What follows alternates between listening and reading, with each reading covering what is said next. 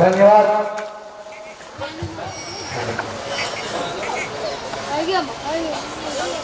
असंदेव महाराज की, असंदेव महाराज की। पूज्य गुरु जी असंदेव महाराज की, क्षमादेव महाराज की, क्षमादेव महाराज की।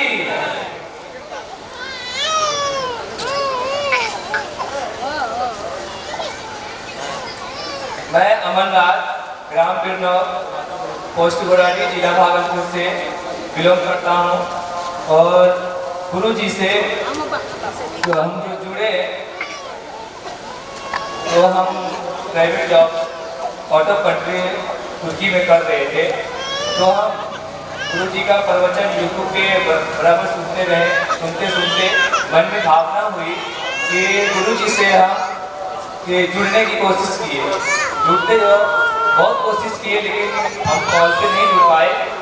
कुछ शिष्य से कांटेक्ट हुई। कांटेक्ट होने के बाद धीरे धीरे गुरु जी से हमको आशीर्वाद प्राप्त हुई और हमारी इच्छा हुई कि गुरु जी को हम अपने गांव में, अपने समाज में गुरु जी का चरण पड़े और हमारे गांव के जितने सदस्य हैं सबकी जिंदगी धन्य हो।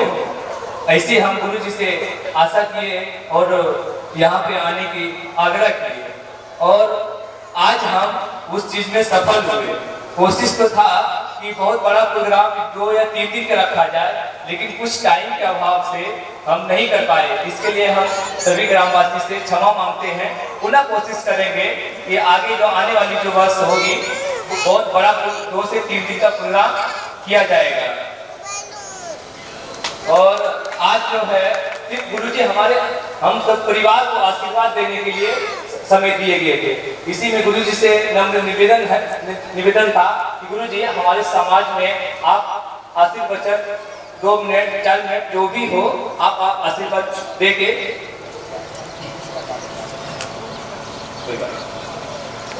गुरुजी से नम्र निवेदन है कि आप अपने मुखारबिंद से आशीर्वचन दे और हम सबकी जिंदगी धन्य हो। प्रेम से बोलिए असंदेव महाराज की, क्षमादेव महाराज की, गुरुमनदेव महाराज की, असंदेव महाराज की, क्षमादेव महाराज की, गुरुमनदेव महाराज की जय।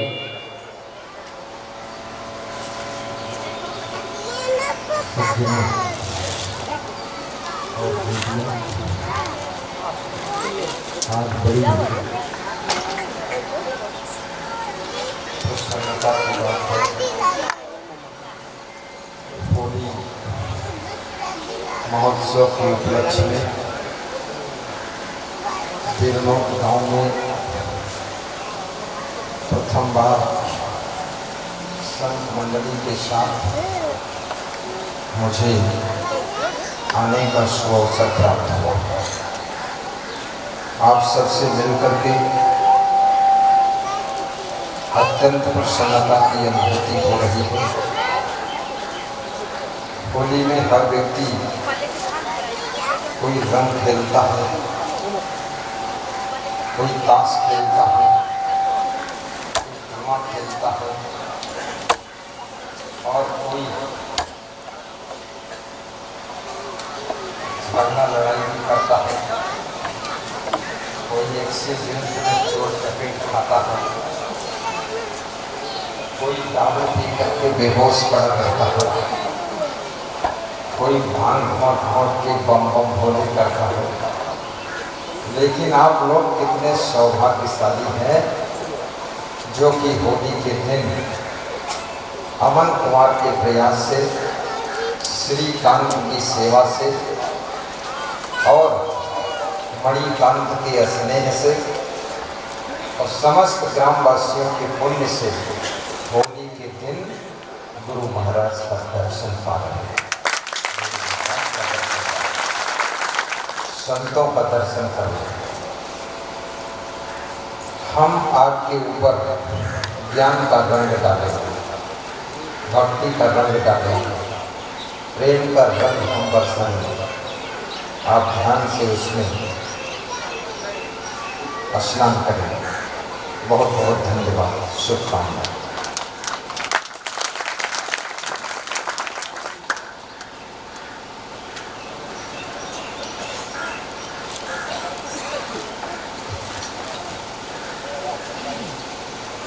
वन्दे बोधमयं नित्यं गुरून् शङ्कररूपिणं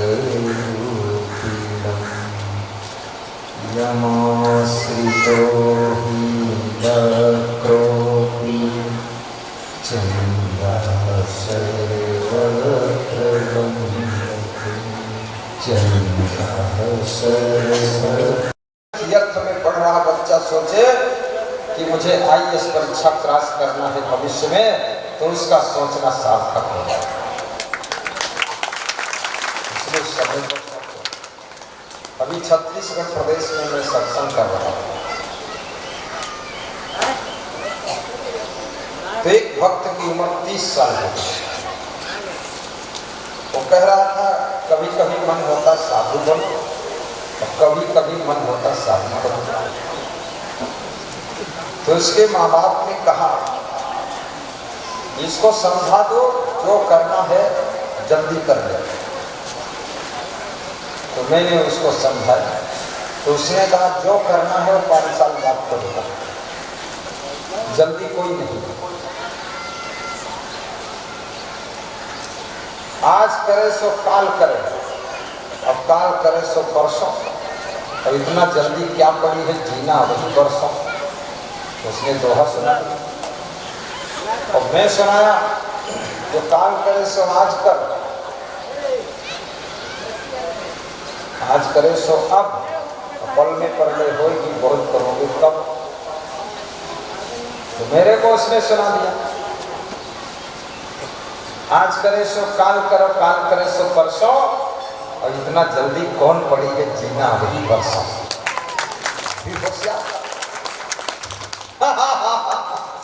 लेकिन मैंने एक उदाहरण दिया, जैसे बाजार से सब्जी लाना, आप सबसे देर में पहुंचे सब्जी लेने, तो अच्छी अच्छी सब्जी तो बिक गई, अब लास्ट में जो बची वो सड़ी गली बची, तो सड़ी गली ही लाना पड़ेगा, क्योंकि तो जरूरत है आप तो लेना है। तो शुरू में पहुंचो, हरी हरी अच्छी सब्जी ले आओ। तो मैंने उस लड़के को समझाया, अगर शादी करना है तो जल्दी करो, नहीं देर में करोगे तो जितनी अच्छी लड़कियां हैं उनका विवाह हो गया होगा, तो लास्ट में जो मिलेगी वो डोकरी मिलेगी तुझे, सड़ी गली मिलेगी, और उसी को लाना पड़ेगा। तो बोला फिर इसी साल कर देता। मैंने कहा साधु बनने का मन हो तो साधु बन जाओ। बोला आप सोच के फाइनल कर दूंगा 2-4 महीने में। शादी भी समय पर कर दो, क्योंकि यदि तुम बहुत लंबी उम्र में शादी करोगे, सपोज 40 साल की उम्र में शादी करोगे, फिर बच्चे होंगे, 25 साल की उम्र तक बच्चों को पढ़ाओगे, 65 साल होगी उम्र, फिर उनकी शादी करोगे तो 70 साल में छुट्टी पाओगे जाकर, और 70 साल में बुढ़ापे में छुट्टी मिलेगी तुमको, तो शांति कब प्राप्त करोगे। इसलिए शादी करना है तो जल्दी कर लो, फटाफट 20-22 साल की उम्र में, और शादी करके फटाफट बच्चे पैदा कर दो, और बच्चों को फटाफट पढ़ा दो, और फटाफट उनकी शादी कर दो, स्वयं बाबा जी बन के निकल गए, छुट्टी पा गए। नहीं तो बुढ़ापे में भी उसी में रगड़ी मारते रहो। साईं बंदगी बोलो।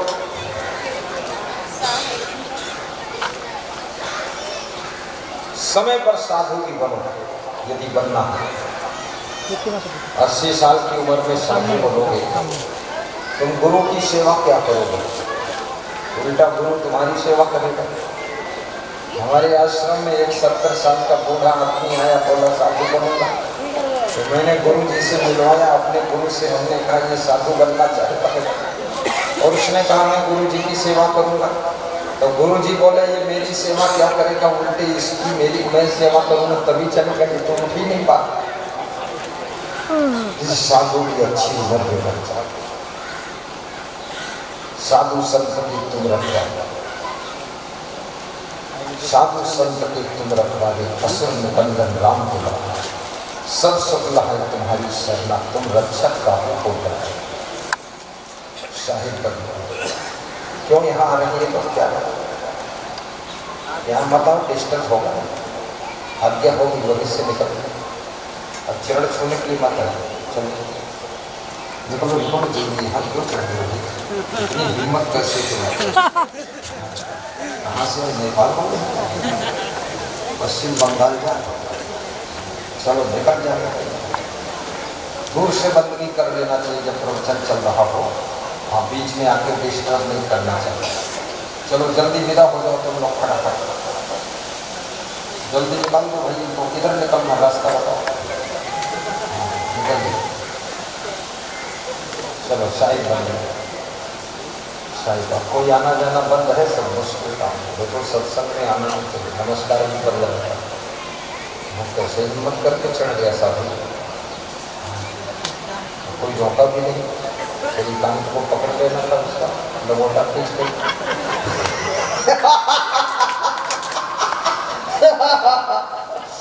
सारे बन गए।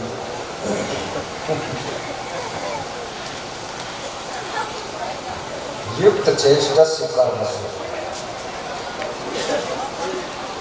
यथा योग्य कर्म कीजिए।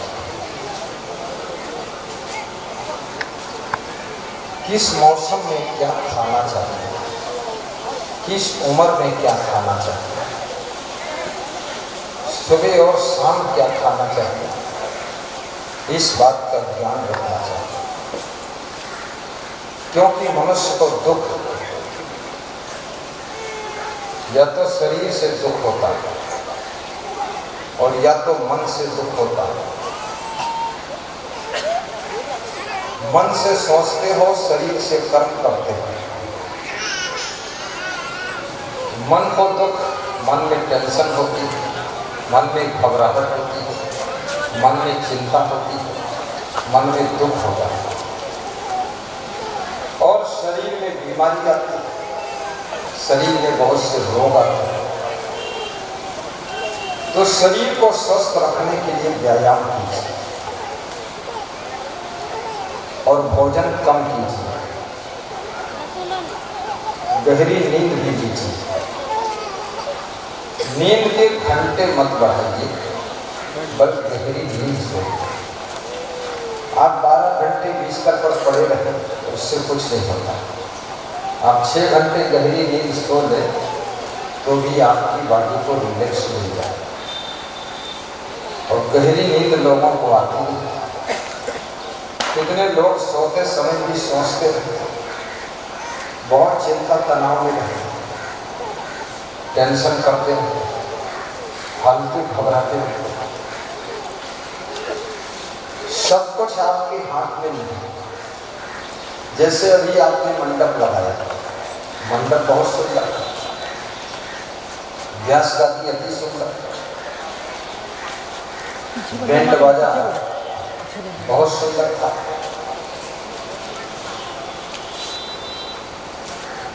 साउंड सिस्टम भी बहुत सुंदर, पर्दे और फूल अच्छे थे, मेरा सिंहासन प्राप्त था।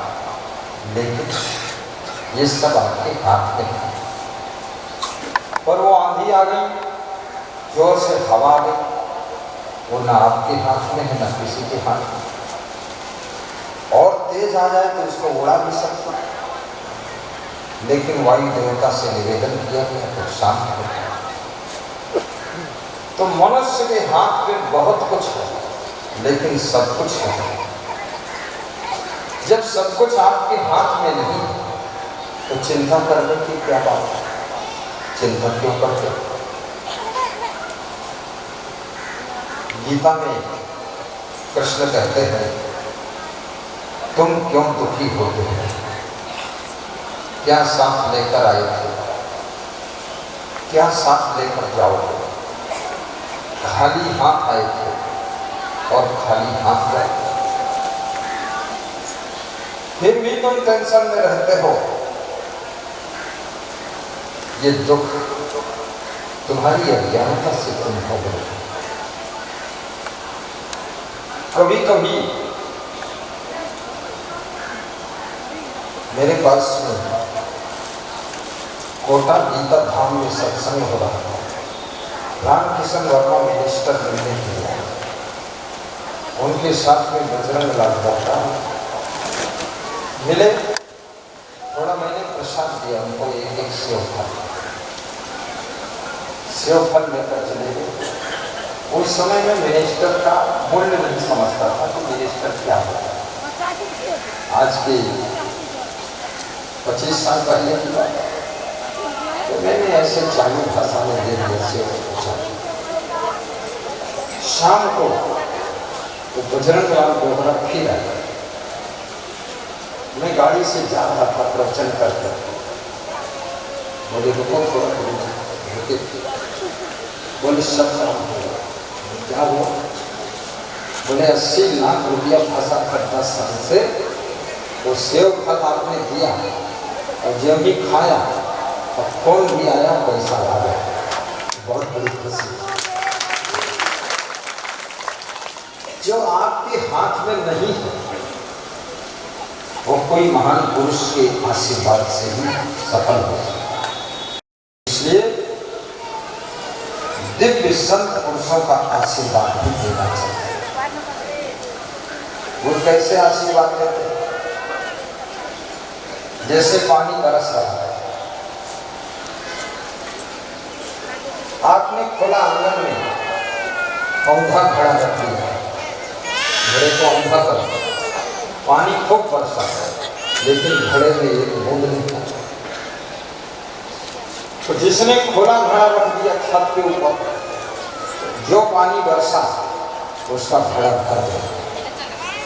ऐसे ही गुरु जी के दर्शन करने जाओ, सत्संग सुनने जाओ, औंधे घड़ा की तरह मत बैठो, खुला घड़ा बन करके बैठो, खुले हृदय से बैठो, खुले मन से बैठो, तो गुरु जी का आशीर्वाद तुम्हारे अंदर था।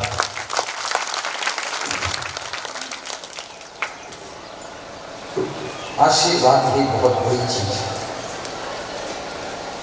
मैंने सुना है नारद जी भ्रमण कर रहे थे, एक बूढ़े भगत के यहाँ नारद जी रात में रुके। बूढ़ा था और उसकी पत्नी बुढ़िया, डोकरी। नारद जी ने पूछा कि तुम्हारे कोई बाल बच्चे नहीं? तो उसने कहा हुए थे 2-3 लेकिन सब मर गए, कुछ नहीं बचा। और अब उम्र भी 70 साल हो गई, अब कोई उम्मीद नहीं है। नारद जी ने कहा कि मैं विष्णु भगवान से पूछूंगा कि तेरे भाग्य में बच्चे बने कि नहीं बुढ़ापे। विष्णु भगवान से पूछकर नारद आए, बोले कि तेरे भाग्य में अब कोई बच्चे नहीं। नारद जी चले। उस बूढ़े भगत ने संतोष कर लिया कि जब भाग्य में ही नहीं तो बात खत्म हो। 1 साल के बाद कोई दूसरा महात्मा आया ढूंढते ढूंढते, वो भी उस बूढ़े भगत के यहाँ ठहरा। बूढ़े भगत से पूछा तुम्हारे बच्चे कोई नहीं? बुढ़ापे में तुम ही पति सेवा कर रहे। तो उस बूढ़े ने कहा नारद जी भी आए थे, विष्णु भगवान से पूछ कर आए, तो भाग्य में बच्चे नहीं तो हमने संतोष कर। तो उस बूढ़े साधु ने कहा कि मैं आशीर्वाद देता हूँ कि तुम्हारे 4 बच्चे थे, तो चारों पुत्र होंगे। वो आशीर्वाद देकर चला गया। 2 साल में जुड़वा भी 4 बच्चे हो गए। बच्चे खेल कूद रहे। नारद जी आए 5-6 साल के बाद। नारद जी ने देखा कि 4 बच्चे खेल रहे। पूछा बाबा ये किसके बच्चे हैं? बोले सब बाल गोपाल आपके ही महात्मा था, अपने ही है। बोलिए कैसे भी? बोले बूढ़ा संत आया, आशीर्वाद देकर गया तो हो गया। बोले विष्णु भगवान ने कहा था तेरे भाग्य में कुछ है ही नहीं, फिर ये कैसे हो गया? विष्णु भगवान झूठ क्यों बोले? मैं जाता हूँ विष्णु भगवान से लड़ाई करने। नारद जी गुस्सा में आ गए, कभी कभी आदमी भगवान से ही गुस्सा हो जाता है, और माँ बाप से तो अक्सर हो जाता है, और सास ससुर से बहुएं तो हमेशा गुस्सा में ही रहती है। इतनी बहुएं तो बोलती ही नहीं सास ससुर से, इतने सास ससुर तो गुस्सा में जिला छोड़कर भागते, गुस्सा भी बहुत खतरनाक। इतने साधु गुस्सा में लंगोटा खोलकर भागते।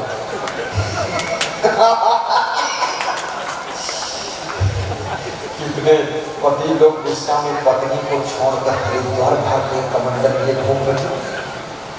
गुस्सा कोई मामूली चीज है, गुस्सा रिश्ते भी तोड़वा देती है, गुस्सा घर छोड़वा देती है, गुस्सा सतवाई चौपट कर देती है, ये गुस्सा गृहस्थी का विनाश कर देती है, ये गुस्सा बिजनेस का सत्यानाश कर देती है, और ये गुस्सा याद रखना आपकी सुख शांति को भी जलाकर राख कर देती है। इसलिए गुस्सा को करो।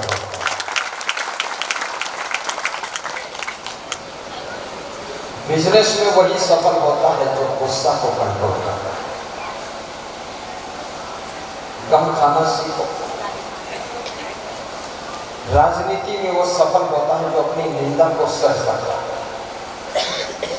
नेता की जितनी निंदा बुराई होती उतनी किसी की नहीं होती। नेता को लोग माला भी पहनाते हैं, जब नेता चला जाता है तो 500 गाली भी देते हैं, और फिर भी नेता आता है हाथ जोड़कर वोट मांग लेता है, और वोट तुम देते भी हो, फिर वो जीत कर विधायक बनता, मिनिस्टर बनता है, फिर आता है तो फिर तुम उसके पीछे भागते जय जयकार करते। गम खाने वाला ही संसार में सफलता प्राप्त है। जो बहू गम खा लेती है वो सासू का पूरा खजाना प्राप्त कर देती है, और जो बहू गम नहीं खा पाती है वो ससुराल छोड़ करके फिर से मायके में अपनी दुकान खोलती ले जाती है। इसलिए सासू की गम खाना सीखो कि सासू के पास जो कुछ होगा सब माल मिलेगा। साधु बने हो, साधु को भी गम खाना चाहिए। बहुत तिरपट, लंपट, कपट, चौपट साधु नहीं होना चाहिए। साधु को बहुत गम खाना चाहिए। दुनिया है, संसार है, कभी कोई कुछ बोल देता है, सही तो बात। आज जो गलत बोलते हैं कल सच्चाई को समझ जाएंगे, वही लोग अच्छा भी बोलेंगे। गुस्सा बहुत खतरनाक।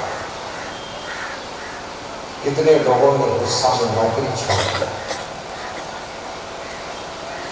कितने लोगों ने गुस्सा में अपने अफसर को कुर्सी से मारा, और स्वयं की भी कुर्सी चली गई मारपीट में। और दुनिया में ऐसा कोई व्यक्ति नहीं जिसको संतोष न करना पड़ता हो, गम न खाना पड़ता हो। आप हवाई अड्डे चले जाइए, वहाँ लाइन में लगना पड़ता है चेक कराने के लिए। और नहीं जानते हो, बड़े बड़े अफसर, बड़े बड़े सेठ, बड़े बड़े धनपति की लाइन में लग जाते खड़े रहते, जब नंबर आता है चेकिंग होता है। और वहाँ तुम्हें गुस्सा आ जाए, बात नहीं बनेगी। गुस्सा को कंट्रोल करना पड़ेगा। इसलिए व्यास गादी निवेदन करेगी कि गम खाना सीखो। पिता की गम खा लो तो पिताजी का भी आशीर्वाद मिलेगा। माँ की गम खा लो तो तुम भी माँ बन जाओगे, और सास ससुर की गम खा लो तो एक दिन तुमको भी सास ससुर बनने का सौभाग्य मिलेगा। और साधु लाइन में आकर के भगत की गम खा लो। भगत की भी गम खाना पड़ता है, क्योंकि भगत भी सभी भगत अमन राज जैसे मॉडल के थोड़े मिले। भगत भगत में होता है, उसकी भी गम खा लो। और प्रेम से रहना सीखो, प्रेम से रहना सीखो। कबीर साहब कहते हैं, पोथी पढ़ पढ़ जग हुआ, पंडित हुआ ना कोई, ढाई अक्षर प्रेम का पढ़े सो पंडित। प्रेम से यदि छोटे से घर में रहो तो भी बड़ा सा सुख मिलता है, और लड़ झगड़ करके अगर महलों में रहो तो बड़े महल में भी बड़ा दुख मिलता है। कलेह कलेश कभी मत करो। महाराजा दशरथ के घर में कनक भवन बना था, लेकिन घर में कलेह कलेश होने के कारण उस कनक भवन में राजा दशरथ की मृत्यु हो जाती है। ये परिवार का कलेह कलेश सुख शांति को नष्ट तो करता ही है, बल्कि आपके जीवन को भी समाप्त करता है। रावण के पास में सोने की लंका है, लेकिन रावण के पास में संयम नियम नहीं। रावण के पास में विचार विवेक नहीं।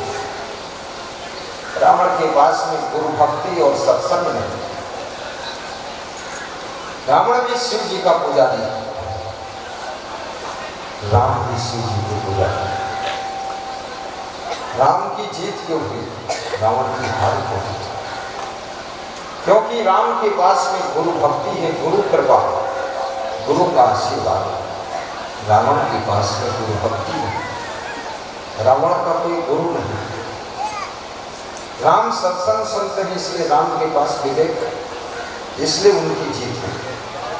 रावण सत्संग सुनाने वालों को भी मारता है, साधु संत को खूब पीटता है। ये तो उस युग से आज का युग अच्छा है। अभी साधु संत को लोग कोई खाते नहीं, उस समय साधु संत का तो नाश्ता करता। ये साधु संत दिखाई नहीं देते तो जलपान बन जाते पूरा। जब राम भगवान वनवास में गए, ऋषि मुनियों के आश्रमों पर हड्डियों का ढेर देखा। अस्थि समूह देखी रघुरा, देखा मुनि लागी उर्गा। अस्थि समूह देखी रघुरा, देखा मुनि लागी उर्गा। ऋषि मुनियों को दुखी देख करके भगवान राम की मन में दया, हड्डियों के ढेर ऋषि मुनियों की कुटियों के पीछे देखा। पूछा राम ने, किसकी हड्डियां? ऋषि मुनियों ने रो रो कर कहा, ये साधु संत ऋषि मुनियों की हड्डियां। बोले, इनकी हड्डियां कैसे? लंका तरफ से राक्षस आते हैं, साधु संत ऋषि मुनियों को मारकर खा जाते हैं। हम लोग थोड़ी संख्या में बचे थे। भगवान राम की आंखों में आंसू आ, इतना बड़ा अन्याय क्यों था? राम ने हाथ उठाया ऊपर, निश्चर विहीन करऊं मही, भुज उठाई प्रणति, और सकल मुनि की आसन जाय जाय सुखी। समस्त ऋषि मुनियों के आश्रम पर जा जा करके सबको सुख दिया, और हाथ उठा करके, भुजा उठाकर प्रण किया कि धरती को राक्षस विहीन कर दो, सब राक्षसों को मैं मारूंगा। जुल्म जब हद से ज्यादा बढ़ जाता है, हे प्रभु वह तेरा अवतार होता है। जुल्म जब हद से ज्यादा बढ़ जाता है, हे प्रभु वर तेरा अवतार होता है। तेरे अवतार से भगवान तेरे अवतार से भगवान भक्तों का बेड़ा पार होता है। तेरे अवतार से भगवान भक्तों का बेड़ा पार होता है। अवतार जब जब हो ही धर्म की हानि बढ़ी असुर अधम अभिमानी। तब तब प्रभु धरि मनुज शरीरा हरि सकल सज्जन भव पीरा। जब जब हो ही धर्म की हानि बढ़ई असुर अधम अभिमानी।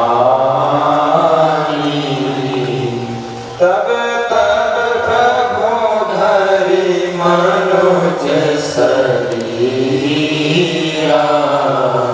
हरि सकल सज्जन भव पीरा। हरि सकल सज्जन भव पीरा। हरि सकल सज्जन भव पीरा। यदा यदा हि धर्मस्य ग्लानिर्भवति भारत अभ्युत्थानम् अधर्मस्य तदात्मानं सृजाम्यहम्। परित्राणाय साधूनां विनाशाय च दुष्कृतां धर्म संस्थापनार्थाय संभवामि युगे युगे। श्री कृष्ण कहते हैं, हे अर्जुन, जब जब धर्म घटने लग जाता है, अधर्म बढ़ने लग जाता है, तब तब मैं मनुष्य के रूप में अवतार लेता हूं और पापियों का नाश करता हूं, पुण्य आत्माओं का विकास करता हूं और धर्म की स्थापना करता हूं, अधर्म को मिटा देता हूं। राम कहते हैं, मेरा अवतार तब होता है जब अधर्म बहुत बढ़ने लग जाता है, तब मैं कभी राम के रूप में आता हूँ। रावण जैसे अधर्मियों का, वाली जैसे अधर्मियों का, खरदूषण जैसे राक्षसों का, कुंभकर्ण जैसे निशाचरों का विनाश करता हूँ और सुग्रीव जैसे भक्तों को, विभीषण जैसे भक्तों को, ऋषि मुनियों को शांति प्रदान करता है। मनुष्य जीवन में ही कोई परम सत्ता आती है। कभी गृहस्थ के घर में भी भगवान राम गृहस्थ के रूप में आए, कृष्ण गृहस्थ के रूप में आए थे, कबीर विरक्त के रूप में आए थे, गुरु नानक देव विरक्त के रूप में आए थे, स्वामी विवेकानंद विरक्त के रूप में आए थे। लेकिन ये सभी महान आत्माएं, दिव्य आत्माएं धर्म की स्थापना करने के लिए आई थी। आज भी आपके बीच में बहुत से लोग धर्म दूत बैठे हुए हैं, धर्म की रक्षक महिलाएं बैठी हुई हैं और धर्म की स्थापना करने वाले साधु संत भी धरती पर हैं, अन्यथा धर्म रसातल में चला जाता और बहुत बड़ा पाप धरती पर पड़ जाता। ये जो सत्संग हो रहा है, ये धर्म की स्थापना का कार्य करता है। कम उम्र का ये बालक अमन राज तुर्की में सर्विस करते हैं आप, लेकिन उनके मन में कैसे श्रद्धा पैदा हुई कि जिस देश गांव में जन्म लिया, सत्संग वहां कराना, गुरु जी को बुलाना। नहीं तो बहुत से लोग विदेशों में सर्विस करते हैं, बिजनेस करते हैं, पैसा कमाते हैं, उनके मन में इच्छा होती है अपने गांव में ऑर्केस्ट्रा डांस करा दूं ताकि जो अच्छे लोग बचे हैं वो भी बर्बाद हो जाए, और उनके मन में हुआ सत्संग करा दूं जो थोड़ा थोड़ा बिगड़ रहे हैं वो भी सुधर जाए और हमारा गांव स्वर्ग जैसा बन जाए, और पति पत्नी के धर्म को लोग याद करें, सास ससुर का धर्म याद रखें और बहू बेटी का धर्म सबको याद रहे, ताकि हमारा गांव सब शांति से रहे। बोलिए सगुरुदेव की जय। ऐसा सोच करके उन्होंने सत्संग रखा है। ये सत्संग कराना बड़ी श्रद्धा का काम है। गंगापुर के हमारे भक्त आए हैं, खड़े हो जाएगा, खड़े हो, नाम बता दो।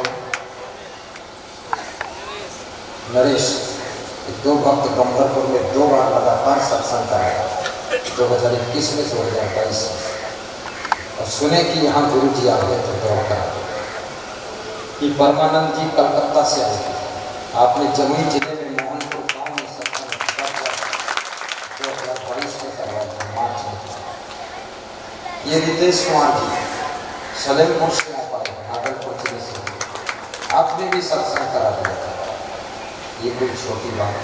कोरोना काल में नदी में बैठ करके यूट्यूब में प्रवचन सुनते रहते थे, उनको गया भी चढ़ गया, अरे संसार में क्या है, संपर्क किया, गुरु जी का सत्संग कराया, गांव में बहुत बड़ा परिवर्तन है। मनुष्य एक ऐसा प्राणी है, जैसी संगत करता है वैसी रंगत इसको लग जाती है। मैंने सुना है किसी गांव में एक चोर रहता था, तो उसकी पत्नी अपने चोर पति से कहती थी, या तो चोरी छोड़ दो, और चोरी करना है तो जो चोर को पकड़ के उनके घर चोरी करके दिखा दो। चोर बोला, ज्यादा पानी मत रखो, पानी पे चढ़ा रखो, तो चोरों को पकड़ के उनको पुलिस अफसर होते हैं, उनके घर चोरी करूँगा, तुरंत पकड़ गए, मरवाना है क्या? बोले तो चोरी छोड़ दो, चोर बनो तो नंबर 1 के बनो। तो उसने पुलिस अफसर के घर चोरी किया, सूटकेस लेकर भागा। पुलिस अफसर ने उसको बताया, चोर से हाफ पैंट पहनकर बैठा। 1 किलोमीटर चोर भागा और पीछे मुड़कर देखा तो पुलिस अफसर आ रहा। चोर का पसीना निकल गया, बड़े चक्कर में फंस गया, ऐसा अभी भी पीछा नहीं छोड़ा, क्या करूं? भागते भागते भागते भागते एक गांव में घुस गए। गांव में भी वो दौड़ा रहा था पीछे से, 2-4 पुलिस जवान दौड़, आज तो पकड़ कर ही मांगे। तो उस चोर ने दिमाग लगाया कि भाग कर नहीं बच सकता। तो उस गांव में एक आश्रम था, कोई साधु, छोटी सी बाउंड्री थी 4 फीट ऊंची। वो चोर अंधेरे में कूद कर बाउंड्री के पास में अंदर लेट गया, चुपचाप पड़ा। पुलिस जवान सब भागते हुए आगे चले गए, चोर मिला नहीं, वापस लौट गए। इधर क्या हुआ? वो साधु को पता चला कि इसके अंदर कोई आदमी आया है। साधु ने टार्च लगाया, बोले कौन है? चोर क्या कहता है, चुप चुप चुप चुप चुप, मौन मौन मौन। फिर साधु चिल्लाया, अरे कौन है बेटा आश्रम के अंदर? तो चोर ने कहा, आश्रम में शांति बनाकर रहो, साधु बन गए, इतना ज्ञान नहीं हुआ चाहते। चोर ज्ञान देने लगा, साधु सोचा इतना ज्ञान देता है, जो किसका कूद के आ गया मेरे आश्रम। साधु ने कहा, एक बार अंदर गए, बोला तुम कौन हो?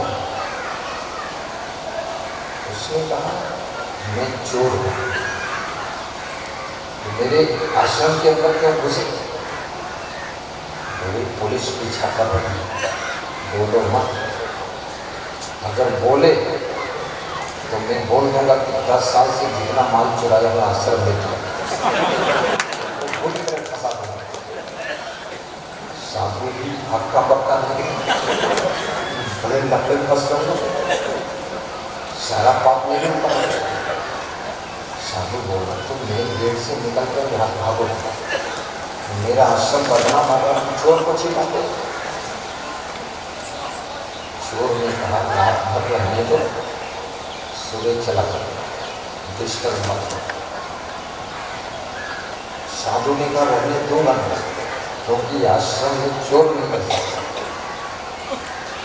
तो चोर ने चौपाई सुनाई कि परहित सरिष धर्म नहीं है, पर बंदा सब नहीं है, परोपकार से बड़ा धर्म नहीं है और दूसरे को पीड़ा देने से बड़ा धर्म नहीं है। इसलिए परोपकार समझकर रात भर रहने दो, फालतू बात करते हो। साधु बने को परोपकार नहीं करते। साधु भी चुप हो गए, बोला बड़ा झंझट तो दोहा चौपाई समझता है, पढ़ा लिखा चोर है। साधु रुका, सवेरा हुआ, साधु ने कहा चोर बाबा निकलोगे, अब तो उजाला हो गया। चोर बोला मैं सुबह से देख रहा हूँ आश्रम में पूजा पाठ हो रहा है, घंटी बज रही, शंख बज रहा है, ये भगत लोग सवार रहे हैं, फूल चढ़ा रहे हैं, प्रसाद ला रहे हैं, कोई दूध ला रहा है, कोई मालपुआ ला रहा है और सब भोग लग रहा है, हमको भी प्रसाद मिल चुका है। सच कहूँ कि मैं कभी आश्रम से जाऊंगा ही नहीं और मैं भी अब साधु बनूंगा, इसमें ज्यादा सुख है।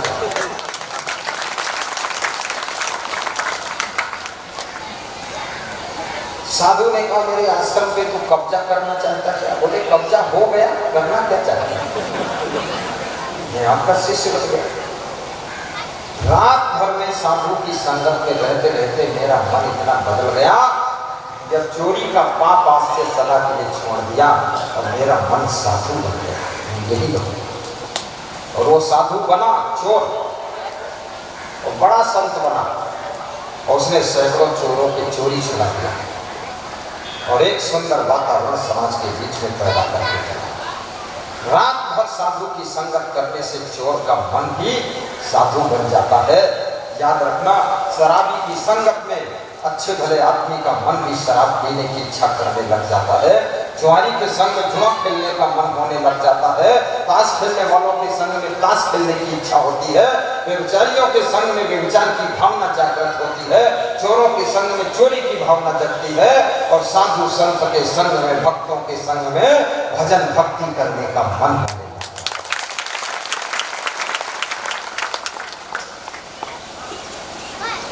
कपड़े को जैसा रंग मिले, मानो को जैसा संग मिले, वह उसी रंग में रंगता है जीवन का खिलता है। कपड़ा का मूल रंग व्हाइट होता है, कपास सफेद लोग की होती है। गुजरात महाराष्ट्र में कपास की खेती होती है, जैसे आपके यहाँ धान की खेती होती है, ऐसे वहाँ लाखों एकड़ कपास की खेती होती है। कपास का पौधा होता है, उसी में कपास रुई होती है और फिर रुई स्पिनिंग फैक्ट्री में पहुँचती है, वहाँ उसकी धुनाई होती है, बीज अलग किया जाता है और फिर धागा बनाने की फैक्ट्री में पहुँचती है, जो उसका धागा होता है। लेकिन कपड़ा का मूल रंग तो सफेद है, और जिस रंग में रंग देते हैं तो कपड़े का वही रंग दिखाई देने लगता है। ऐसे इस आत्मा का मूल रंग सात्विक रंग है। आत्मा का मूल रंग सदाचार है, लेकिन जैसी संगत में ये पड़ जाता है आत्मा, फिर वैसी रंगत में ये रंग जाता है। मैं निवेदन करूंगा, आप यदि चाहते हैं मेरा बच्चा अच्छा रहे, बच्चे को अच्छी संगत में रखें। कभी नौकर नौकरानी के साथ उसका पालन पोषण मत करना, अन्यथा आपको पहचानेगा भी नहीं। अपने आंचल का दूध पिलाएं, अपनी गोद में खिलाएं। बालक को स्पर्श करने से भी संस्कार मिलते हैं। गलत व्यक्ति अगर उसको छूता है उसके संस्कार बिगड़ेंगे। बालक को गलत व्यक्ति देखता है तो बालक के संस्कार बिगड़ेंगे। बालक के सामने गलत शब्दों के गीत हो रहे हैं, फिल्मी गीत हो रहे हैं, उसके संस्कार बिगड़ेंगे। इसलिए बालक को माँ को स्वयं संभालना चाहिए, पिता को स्वयं संभालना चाहिए और बालक को केयर करने के टाइम भी निकालना चाहिए। एक बालक की माँ मर गई गुजरात में, बालक बिल्कुल नहीं रोया। तो घर के लोगों ने कहा इसकी माँ मर गई, ये 2 साल का हो गया, 2.5 साल का हो गया, समझदार हो गया, थोड़ा थोड़ा बोलता है, फिर रोता क्यों नहीं? तो घर के लोगों ने कहा माँ की मरने से कभी नहीं होगा। फिर बोले इसने माँ का दूध कभी पिया नहीं। क्यों? बोले माँ ने पिलाया ही नहीं। क्यों? बोले उसने शीशी का दूध पिलाया, बोतल का दूध। तो जब इसकी बोतल फूट जाएगी तब ये रोएगा, माँ की मरने से नहीं। उसका बोतल से जुड़ाव हो चुका, माँ से जुड़ाव भी है। गुरु को अपने शिष्य को भी सानिध्य में रखना चाहिए। शिष्य कहाँ सोता है, कहाँ नहाता है, कहाँ घूमता है, उसका संस्कार बिगड़ जाएगा। गुरु की दृष्टि उस पर पड़नी चाहिए तो शिष्य भी महान संत बनेगा। गुरु की संगत मिलनी चाहिए। और आप तो गृहस्थ आश्रम में है, ये गृहस्थ आश्रम बहुत जंजाल का आश्रम है। इसमें यदि कभी कभी भी सत्संग मिल जाए तो आपको ऐसा लगेगा कि आधी रात को कहीं दीपक जल गया और कुछ दिखने लगा। इसलिए सत्संग कभी कभी आपके गांव में भी होना चाहिए। आज हमारे पास में एक महात्मा आए थे, कह रहे थे भागलपुर सत्संग का है। खड़े वो महात्मा कहाँ है? तो साधु जैसा कपड़ा पहने, पीछे बैठा था। कहाँ है महात्मा? भागलपुर वाला। भाग गया भागलपुर। अमन कुमार की इच्छा है कि अपने गांव में बिरनौत में 2-3 दिन का सत्संग रखें। श्रीकांत की इच्छा है 7 दिन रखें। मणिकांत की इच्छा है महीना को रखें।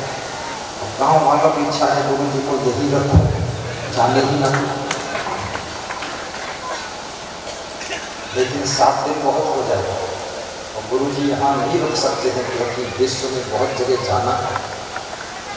पर 3 दिन 2 दिन सत्संग बहुत अच्छा है। तो गाँव वालों की इच्छा है कि नहीं है? तो हाथ उठाकर ताली बजा दो।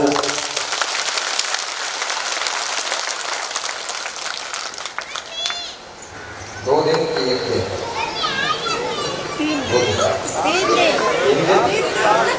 3 दिन की एक दिन, 3 दिन ठीक है। ब्रह्मा विष्णु महेश।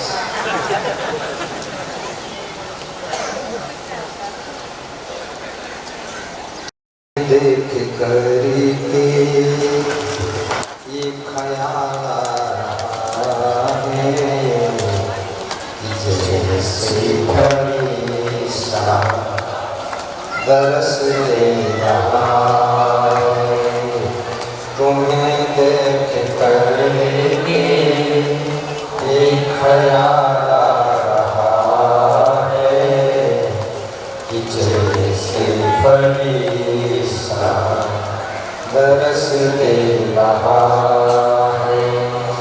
कोई मेरी आँखों को देखे तो समझे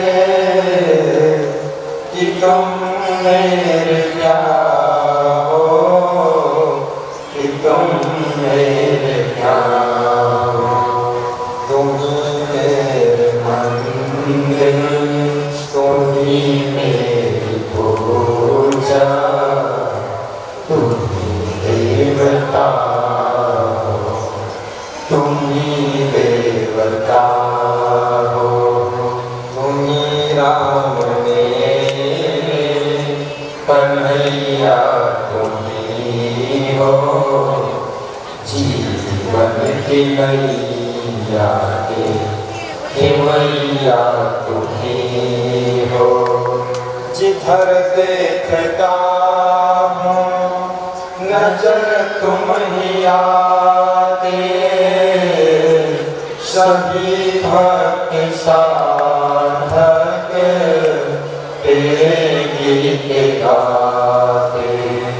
गीतों की माला के रचैया तुम्ही हो। जीवन की नैया के खेवैया तुम्ही हो। तुम्ही राम मेरे कन्हैया तुम्ही हो। जीवन की नैया के खेवैया तुम्ही हो। साहिब बंदन साहिब मेरी। थोड़ा और सुनाओ कि बंद करो। होली मिलन नहीं करोगे तुम? देखो गुरु जी आते सबको एक ही जगह मिला दिया।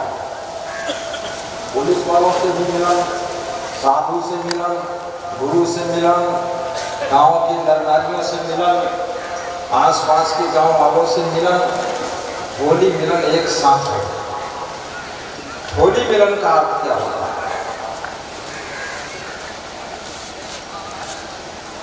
हिरण्यकश्यप के पुत्र प्रहलाद बहुत भक्ति करते थे। प्रहलाद की भक्ति से प्रभावित होकर हिरण्यकश्यप विरोध करता था कि भगवान का नाम तो क्यों जपता है, मेरा नाम जप। प्रहलाद नहीं माना। प्रहलाद को मारने के लिए प्लान बना दिया। उसके पिता हिरण्यकश्यप है।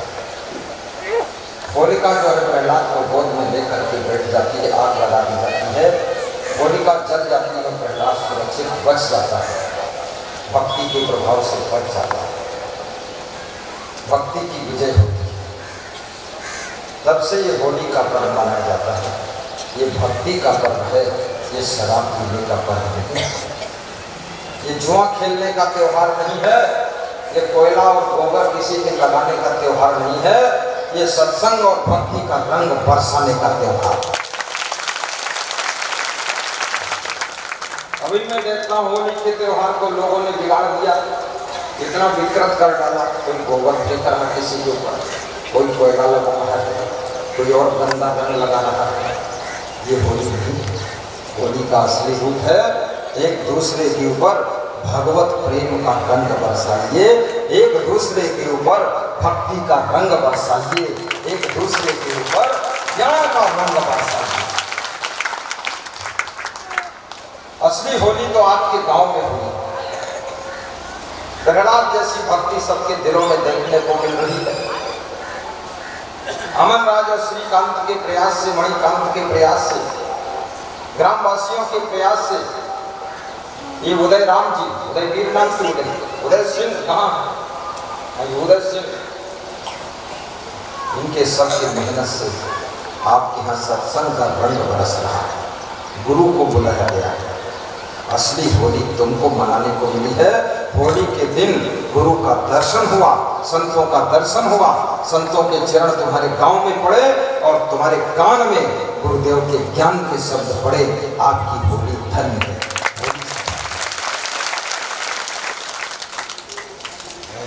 कभी शराब ना पीना, परस्पर प्रेम से रहना, एक दूसरे का ख्याल रखना, माता पिता का सम्मान करना, समय का सदुपयोग करना, संतों के प्रति स्नेह रखना, बच्चों को संस्कार और शिक्षा दोनों देना। बेटियों के लिए कहूँगा शिक्षा भी ऊंची प्राप्त करो और फैशन से बचो। ये बाल और ये मोटा लाल, ये महाकाल, इससे बचो, क्योंकि चरित्र ही तुम्हारी सुंदरता है, संयम नियम ही तुम्हारी सुंदरता है। और बच्चों से भी कहूँगा खोपड़ी के बालों के फैशन में मत डूबो। अभी झारखंड में मैं आ रहा था एक पेट्रोल पंप पर, कुछ बच्चे चारों तरफ बाल कटवाए तो बीच में थोड़ा रखते थे, ऊपर उड़ गए। तो मैंने कहा चारों तरफ बाईपास रोड निकाला है, बीच में चौराहा का सिग्नल दिखा है, चल चोटी कटा इसको। तो ऐसी बात डायरेक्ट मैंने कहा उसको, तो वो बहुत खुशी कि मेरे साथ 10-15 मिनट रहे, प्रसाद खिलाया, उनको समझाया। और मैंने कहा कि प्रवचन सुनो, जिंदगी कहाँ हुल्लड़बाजी में खो रहे थे, फैशनबाजी में। जिसके बेटे और बेटियां फैशन में और घर के नौजवान व्यसन में, उसके घर के मालिक सब टेंशन में रहते हैं। इसलिए फैशन भी छोड़ो, नशा व्यसन भी छोड़ो और टेंशन से भी मुक्ति प्राप्त करो। हंसते हंसते जिंदगी जीने की कला सीखो। गोराडी थाना अध्यक्ष श्री आशुतोष कुमार जी भी पधारे हुए हैं, खड़े हुए, ताली बजाकर सम्मान करो। बहुत अच्छे। श्री बलराम पासवान जी ASI, वो भी पधारे हुए हैं, उनको एक एक माला पहना करके सम्मान कर दीजिए। हमको पहनाएंगे, लाइए लाइए, वाह वाह, हमको तुरंत बन देते।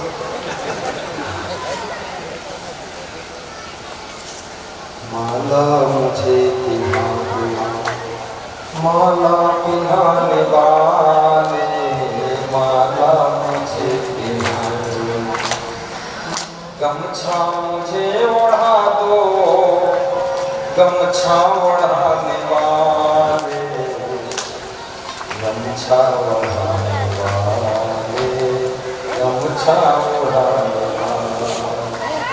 बहुत संस्कारी है, जूते निकाल कर हाथ धोकर गुरु का सम्मान करने की आदत है। देखिए ये उनका बहुत बड़ा गुण है। उनके माता पिता को भी हम धन्यवाद देते हैं, आशीर्वाद देता हूँ, क्या उनको संस्कार अच्छे मिले। गाओ, मंगल में घड़ी आई है, कोई जाने न जाने, मंगल में घड़ी, सभी लोग बात आ रही है।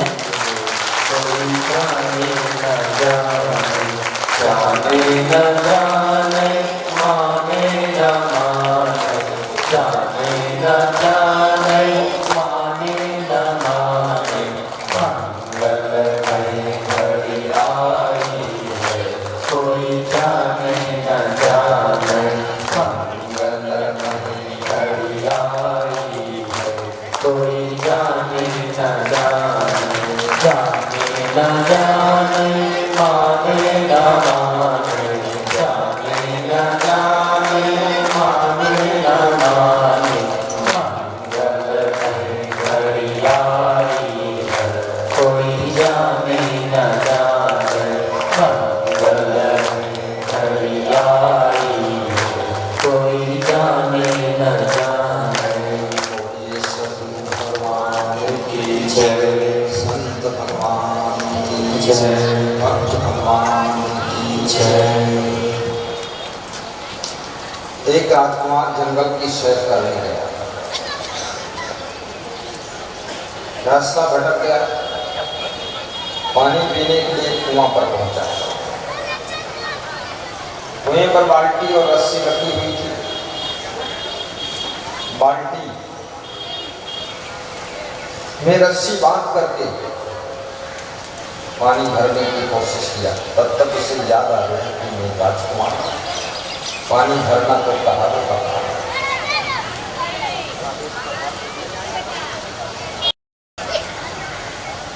आशीर्वाद दारिद्र्यनाशनं दानं शीलं प्रविनाशनं अज्ञाननाशनं प्रज्ञानाभयनाशिनी।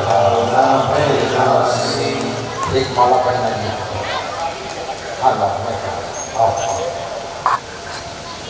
हमारे सब इंस्पेक्टर साहब ने, श्री आशुतोष कुमार जी ने गुरु को दक्षिणा दिया है, उनको होली त्योहार के उपलक्ष्य में माला पहनाकर व्यास का भी आशीर्वाद दे।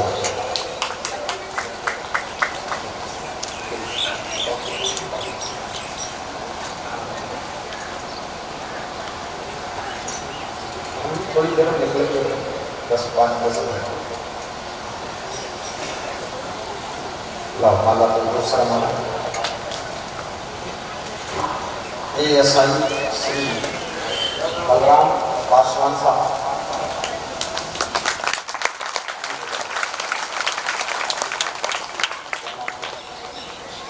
शशि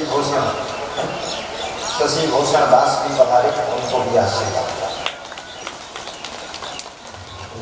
कही मनन कही चिंतन, कही मनन कही चिंतन, कही सभी मन भाई है, कोई जाने न जाने, कही सभी मन भाई है, कोई जाने न जाने, जाने न जाने माने न माने, जाने न जाने माने न माने, मंगल में घड़ी आई है, कोई जाने न जाने, मंगल में घड़ी आई है, कोई जाने न जाने।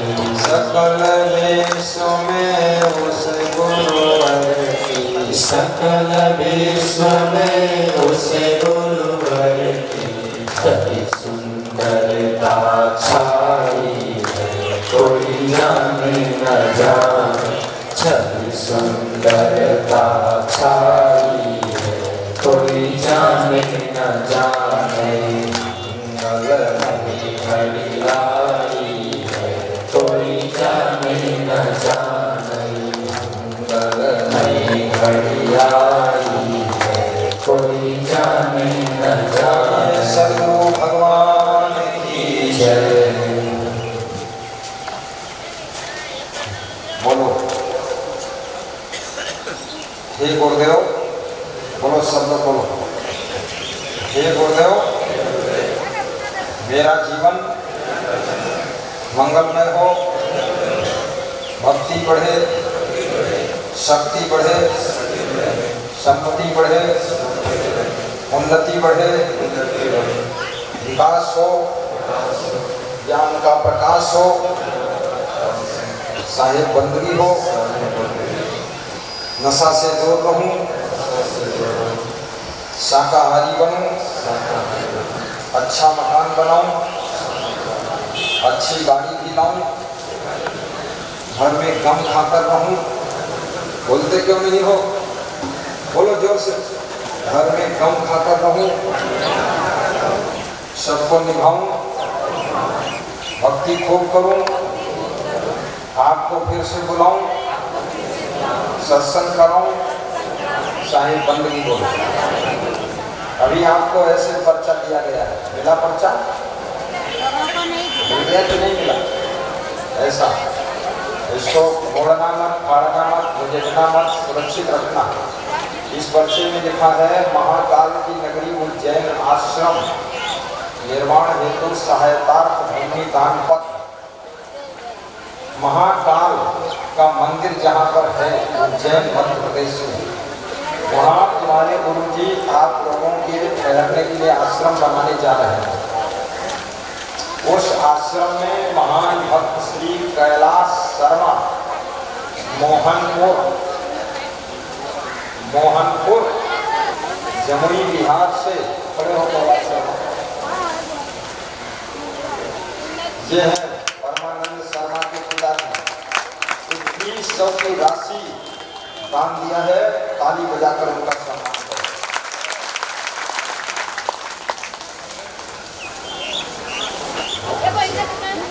ऐसा सम्मान पत्र आपको मिलेगा। वहाँ कार्यालय लगा हुआ है, वो साहिब के पास। परमानंद वहाँ बैठ जाए लिखने के लिए, वहाँ जाकर बैठ जाए। परमानंद कार्यालय के पास में चले जाए, रितेश को भेजा। इस तरह की रसीद सम्मान पत्र है। ये 2100 का सम्मान पत्र है। दूसरा देखिए, ये 1000 का सम्मान पत्र है। तीसरा देखिए, ये 500 का सम्मान पत्र है। चौथा देखिए, 200 रुपये का भी सम्मान पत्र है। और 100 रुपये का भी सम्मान करते हैं। तो जैसा जैसा जिसके मन में श्रद्धा होगी वैसा वैसा वहाँ पर उज्जैन में महाकालेश्वर के चरणों में आश्रम मंदिर बनाने के लिए, आप लोगों के ठहरने का स्थान बनाने के लिए आपको वहाँ दान देना है, दिल खोल कर दान देना है। वहाँ से रसीद सम्मान पत्र मिलेगा और वहीं माइक रख लो, वहीं से नाम बोल दो, यहाँ मत भेजना, माइक दे दो, वहीं से बोल दो, वहीं से सम्मान मिलेगा। आयोजक परिवार, यजमान परिवार कुछ भेंट चढ़ाना चाहता है, जल्दी लेकर आ जाए और सभी आराम से बैठे रहेंगे। श्रीकांत जी, सर्वे भवन्तु सुखिनः, सर्वे सन्तु निरामयः, सर्वे भद्राणि पश्यन्तु मा कश्चित् दुर्भाग् भवेत्, सुखी बसे संसार सब दुखिया रहे नंदो, ऐसी मेरी भावना पूर्ण करो तुम स्वयं। बोलिए सद्गुरु भगवान की जय। शाही धर्म आओ, ये अमन राज के जीजा जी हैं। तुम बोलो, तुम्हारे ये कुछ डब्बा में लाए हैं गुरु के लिए, फल फल भेंट करने लाए हैं। सब लोग ताली बजाओ। 1052 रुपये दक्षिणा और फल के साथ भेंट किया। इनके फल स्वीकार करता है, आशीर्वाद। बहुत अच्छा। क्या नाम है जीजा का? रूपेश, रूपेश कुमार जी, चांदनी देवी, दोनों पति पत्नी ने और बेटा हर्ष कुमार ने एक बेटी फल गुरु जी को संतों के माटे भेंट किया है। साहब पर आशीर्वाद का है। अब हमारे श्रीकांत जी माइक संभालें और आगे की सूचना प्रेषित करें। हरीश दास, पहले हरीश दास थोड़ा बोल दें और सब प्रेम से बैठे रहना, इसकी श्रद्धा होगी, आते रहना। साहिब बंधु, अगले साल अपने गांव में 2 दिन या 3 दिन का कार्यक्रम होगा, तो सभी भक्त लोग, एक कार्यक्रम होगा तो भंडारा भी होगा। तो आप लोग जो है उसमें भोजन भंडारा संभालने में सेवा कर देंगे कि नहीं? कर देंगे। अमरनाथ क्या बता रहे हैं सब लोग? बोलो। बोलिए सद्गुरु भगवान की जय। आज 2023 होली महोत्सव के पावन उपलक्ष्य में आप और हम सभी का अहोभाग्य कि जो ऐसे महान गुरुदेव, ऐसे सद्गुरु के दर्शन, आज के दिन करोड़ों भक्तों की इच्छा होती कि हम सद्गुरु के दर्शन करें, लेकिन कहीं न कहीं आप लोगों का आज का दिन आप लोगों के लिए बहुत सौभाग्यशाली है। और ऐसे महान गुरुदेव जो कि इस बिहार प्रदेश नहीं, भारत देश नहीं, अनेक देशों के कोने कोने में जाकर के और सत्संग सुनाकर के करोड़ों भक्तों को जीवन को सुधारते हैं। आज ऐसे महान गुरुदेव इस पावन ग्राम में आप लोगों के बीच विराजमान है। आप सभी भक्तों से कहूँगा, एक बार गुरुदेव जी के लिए जोरदार ताली बजा करके गुरुदेव जी का अभिनंदन करेंगे। और अभी आप हम सभी ने गुरुदेव जी की अमृतवाणी का रसपान किए। उपस्थित सभी माताओं, बहनों, पुरुषों को होली महोत्सव के पावन उपलक्ष्य में समस्त भक्तों को गुरुदेव जी की ओर से हार्दिक बधाई एवं शुभकामनाओं के साथ आगे का कार्यक्रम अभी आप और हम सभी गुरुदेव जी ने एक विशेष सूचना दिए हैं कि मध्य प्रदेश की तीर्थ नगरी उज्जैन महाकाल की पावन धरती पर एक भव्य आश्रम बनाने का संकल्प है। उसमें किसी भक्त की इच्छा हो तो हमारे सत्यगण वहाँ कार्यालय पर विराजमान है। आप उनके पास जाकर के आप अपना दान सम्मान पत्र बनवा सकते हैं और गुरुदेव जी के कर कमल द्वारा आप लोग प्राप्त कर सकते हैं। और सभी माताओं बहनों पुरुषों को गुरुदेव जी के पास आने का मौका भी दिया जाएगा, लेकिन हड़बड़ी कोई लोग नहीं मचाएंगे, सभी को आने का मौका अवश्य दिया जाएगा। आप लोगों का यहाँ का वीडियोग्राफर भी चल रहा है, आप लोगों की तस्वीर गुरुदेव जी के पास आएंगे तो साफ रहे, इसलिए कोई हड़बड़ी नहीं मचाएंगे। और सभी पुरुषों को गुरुदेव जी के पास आने का सर्वप्रथम मौका दिया जाएगा, उसके बाद माताओं बहनों को भी आने का मौका दिया जाएगा। और श्री अमन कुमार राय जी और समस्त उनके परिवार को धन्यवाद देते हुए कि जो आप मंदिर ममलखा के महान श्री अरविंद प्रकाश साहब पधारे हुए हैं, खड़े हो जाए साहब। ये कबीर मंदिर बीजक मंदिर ममलखा, जहाँ पर मैं प्रतिवर्ष कई वर्षों से जाता हूँ, वहाँ के निर्माण करने वाले महात्मा जी आए हैं, ताली बजाकर इनका सम्मान करें। उज्जैन आश्रम के लिए प्रेमलता देवी मुंगेर से 501 रुपये की दान दी है।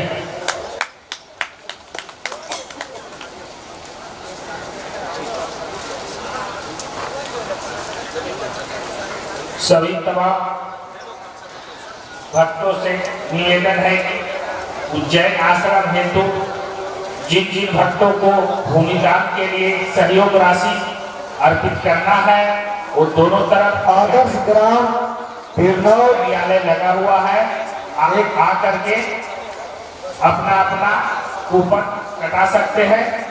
100 रुपया, 200 रुपया, 500 रुपया, 11,000, 21,000, 51,000। आदर्श ग्राम बिरनौर की ओर से हम असंदेव साहब से विनती करते हैं, प्रार्थना करते हैं। आदर्श ग्राम बिरनौर की ओर से हम असंदेव साहब से विनती और प्रार्थना करते हैं।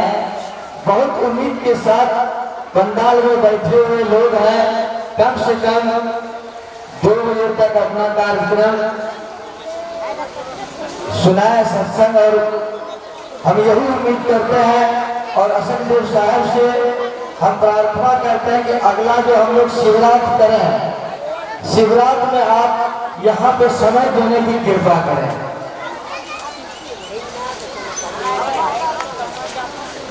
मार्च और फरवरी, इस फरवरी में 18 फरवरी को था। हाँ,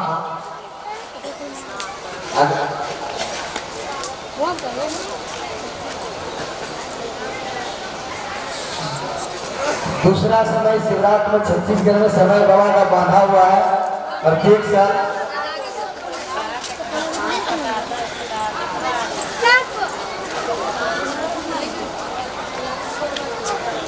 जो प्रणाम करना चाहते हैं, आशीर्वाद लेना चाहते हैं, दर्शन करना चाहते हैं, भेंट चढ़ाना चाहते हैं, पुण्य करना चाहते हैं, दान करके होली महोत्सव में और होली के अवसर पर वो लोग एक एक करके बाबा के पास आए।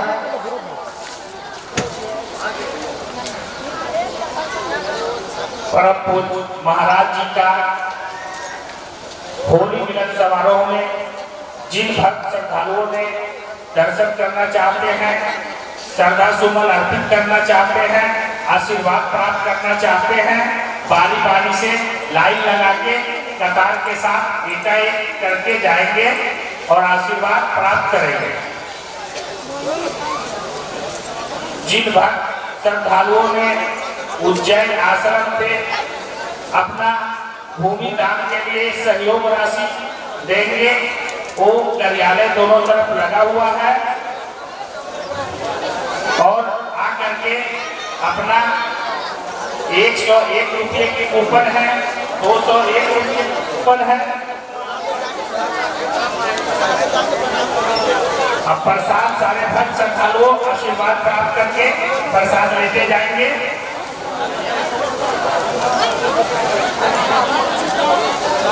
धीरे धीरे एक एक करके इस तरह मंच पे नहीं आए, एक एक करके आशीर्वाद लेने के लिए आए, एक एक करके आए, भीड़ नहीं लगाए। गोपाल पासवान की ओर से 101 रुपया की 101 रुपया के भूमि दान उज्जैन आश्रम के लिए उन्होंने सहयोग राशि एक एक करके मंच पे आए, उतना भीड़ नहीं लगा।